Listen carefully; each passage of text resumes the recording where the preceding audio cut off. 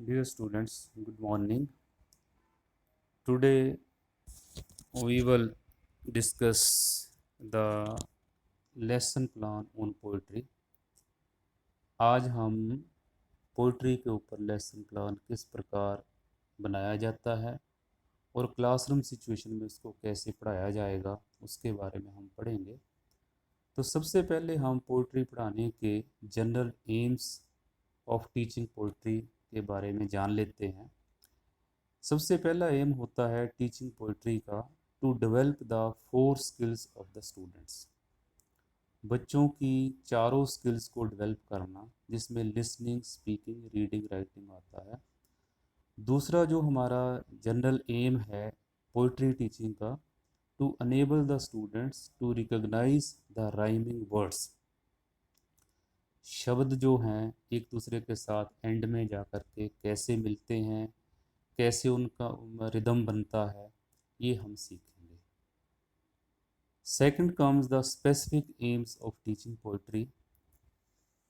तो पोइट्री को टीच करने का जो आज का हमारा स्पेसिफिक एम है वो है to develop the creative thinking of the students about the nature's gift. Nature की गिफ्ट के बारे में एक क्रियात्मक सोच पैदा करना, ये हमारा आज का विशेष टॉपिक रहेगा पोइट्री पढ़ने का। तो सबसे पहले हम क्या करते हैं, इसमें पीके टेस्टिंग करते हैं। तो पीके टेस्टिंग में हम क्या करेंगे कि कुछ एक क्वेश्चन बच्चों से पूछेंगे जो कि आज पढ़ाई जाने वाली पोइट्री से संबंधित ही होंगे। तो सबसे पहले हम बच्चों से पूछेंगे, have you read some poem? आपने कोई पोइम पढ़ी है, कोई कविता पढ़ी है? तो बच्चे इसका जवाब देंगे कोई ना कोई यस या नो में। Number two, which poem have you like most? जब बच्चे जवाब दे देंगे कि हमने एक पोएम पढ़ी है, दो दूसरा कहेगा मैंने ये पढ़ी है, तीसरा कहेगा मैंने ये पढ़ी है, तो इस प्रकार हम बच्चों से पूछेंगे कि कौन सी पोएम जो है आपको बहुत अच्छी लगी है। तो तीसरे नंबर पे हम फिर उनसे ये पूछेंगे कि जो पोएम आपको बहुत अच्छी लगी है उसके बारे में कोई दो लाइनें या चार लाइनें सुनाओ। तो कुछ बच्चे बताएंगे। और जब चौथा जो क्वेश्चन होगा पीके टेस्टिंग में, हम उनसे ये पूछेंगे, have you read the poem wonder? कि पोएम का नाम वंडर है जो हम आज पढ़ने जा रहे हैं, तो उसके बारे में क्या आपने कभी सुना है? तो बच्चे इस क्वेश्चन को सुन कर के अपने आप में ऐसा महसूस करेंगे, इनकार कर देंगे कि नहीं, हमने इस पोएम के बारे में कोई नहीं, कुछ भी नहीं पढ़ा है। तो यहीं से हम अपना टॉपिक जो है उसकी अनाउंसमेंट करेंगे और इस प्रकार कहेंगे, dear students, today we shall study the poem wonder. Wonder का मतलब हैरानी होता है या हैरान करने वाले फैक्ट्स होते हैं। तो यहाँ से हम अपना टॉपिक शुरू करेंगे और सबसे पहले हम प्रेजेंट करेंगे। प्रेजेंटेशन में हमारे पास तीन मॉडल रीडिंग होंगी जो कि टीचर के द्वारा होंगी। तो first model reading by the teacher होगी। जो इसमें क्या करेंगे हम, in the first model reading the students will keep their textbooks closed and listen to the teacher carefully while noticing the pronunciation, intonation, stress and rhyme scheme in the poem। सबसे पहले step में जब first model reading अध्यापक देगा तो उसमें बच्चे अपनी किताबें बिल्कुल बंद रखेंगे और अध्यापक की तरफ बिल्कुल देखेंगे और नोटिस करेंगे क्या, pronunciation, intonation, stress and rhyme, कि किस तरीके से अध्यापक बोलता है, कौन से शब्द को स्ट्रेस करता है और कौन से जो मिलने वाले शब्द होते हैं, एक जैसे साउंड वाले होते हैं, उनको कैसे बोलता है। इसके बाद मॉडल रीडिंग 2 होगी, ये भी बाय द टीचर होगी।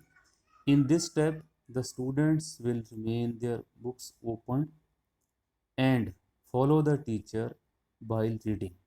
बच्चे अब किताबें खोल लेंगे और जैसे जैसे टीचर पढ़ाता जाएगा उसी प्रकार उनके साथ साथ वो पढ़ते जाएंगे, देखते जाएंगे किताब में। और इसी दूसरे यानी कि बॉर्डर रीडिंग में ही अध्यापक डिफ़िकल्ट वर्ड्स को ब्लैक बोर्ड के ऊपर लिखेगा, और लिखने के साथ साथ हर एक जो शब्द है, हर एक जो वर्ड है, उसका मीनिंग हिंदी में लिख करके उसको समझाएगा और अच्छी तरह से एक्सप्लेन करेगा। फिर आएगी मॉडल रीडिंग नंबर 3। इसमें in this step the teacher will translate the poem in easy English. अब अध्यापक जो है वो पढ़ता जाएगा एक एक लाइन पोएम की, या दो दो लाइनें पढ़ता जाएगा, और साथ में क्या करेगा कि उसका जो मीनिंग है वो आसान इंग्लिश में बच्चों को समझाएगा।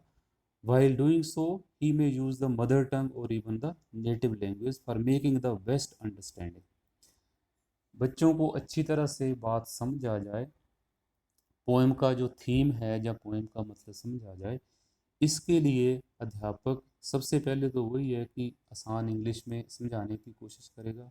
नहीं समझते हो मदर टंग में मतलब समझाने की कोशिश करेगा, और अगर फिर भी नहीं समझते हैं तो उनकी लोकल भाषा में समझाने की कोशिश करेगा, ताकि बच्चे जो है उसका मतलब को और उसके थीम को अच्छी तरह से समझ जाएं। जब 3 model reading by the teacher हो जाएंगी तो उसके बाद 3-4 मिनट का समय अध्यापक देगा silent reading by the students. बच्चे अब बिल्कुल साइलेंटली पढ़ेंगे। इस स्टेप में बच्चे 3-4 मिनट बिल्कुल आराम से पढ़ेंगे, और जो उसका थीम है या उसका भावार्थ है उसको अच्छी तरह से ग्रास्प करेंगे। फिर जब ये सारा काम हो जाएगा तो उसके बाद फिर ग्रुप फॉर्मेशन होती है। Students may be divided into 3 groups and will be assigned 3 types of works. अब टीचर क्या करेगा कि पूरी क्लास को, मान लो हमारे पास 18 बच्चे हैं क्लास में, तो उसको 3 ग्रुप्स में बांट देगा, ग्रुप 1, ग्रुप 2, ग्रुप 3। और जितना हमने पढ़ा है उसमें से उसको पहले ग्रुप को जो वो फिलअप द ब्लैंक्स के रूप में काम देगा, क्लास वर्क। दूसरे ग्रुप को WH वाले क्वेश्चन जो होंगे वो देगा, और तीसरे ग्रुप को he will be given to write down the rhyming words जो होते हैं जितने हमने पढ़े हैं पोएम में, तो वो देगा। इस प्रकार वो तीनों को अलग अलग तरह के काम देगा। जब 5-7 मिनट में वो ये काम कंप्लीट कर लेंगे तो उसके बाद ग्रुप प्रेजेंटेशन होगी, और हर जो बच्चा है, हर ग्रुप जो है उसका एक बच्चा उसको प्रेजेंट करेगा। जैसे पहले ग्रुप को हमने फिलअप द ब्लैंक्स दिए हैं, तो 2-3-4 जितने फिलअप द ब्लैंक्स होंगे उनसे बताया, बच्चे से पूछेगा, एक से पूछेगा, दूसरे से, तीसरे से टीचर पूछेगा इस ग्रुप में। और सेकंड ग्रुप को जैसे हमने WH वाले 2-3 क्वेश्चन दिए हैं WH वाले, तो वो उनसे पूछेगा। और तीसरे ग्रुप से भी इसी प्रकार क्वेश्चन पूछेगा, और जिस ग्रुप की प्रेजेंटेशन बहुत अच्छी होगी उसको वो रीइंफोर्समेंट देगा और कम्प्लीमेंट देगा, और साथ में क्लैपिंग के साथ उसकी हौसला अफजाई करेगा। और अंत में at the end of the poem the teacher will ask the students to write down the poem in their notebooks and rhyming words and some other questions also. जैसा भी अध्यापक चाहेगा वो इस प्रकार उसको घर के लिए काम करने के लिए देगा, और अगले दिन वो काम फिर आकर के क्लास में चेक करेगा। Thanks have a nice day.